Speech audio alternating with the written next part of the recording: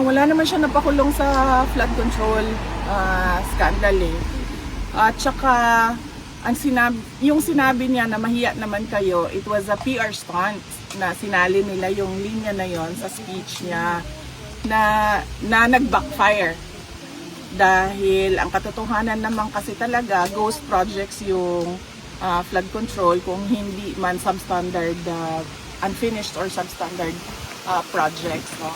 So, sinasabi niya na lang yan ngayon na parang ako yung nagsabi ng mahiya naman kayo para mailayo niya yung sarili niya doon sa flood control scandal.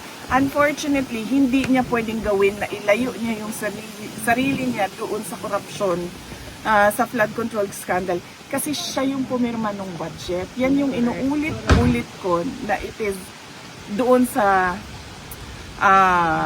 pag-file ng impeachment case sa kanya. Yun yung impeachable offense doon. Nagpumirma ka ng budget na alam mo madaming insertions. Na alam mo yung NEP mo hindi na siya yung lumabas na GAA.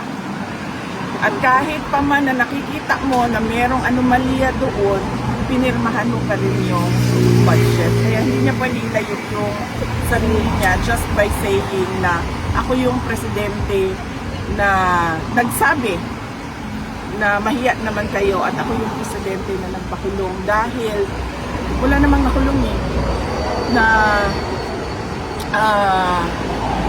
walang nakulong na mga tao na tumanggap ng mga maleta na galing sa flood control scandal.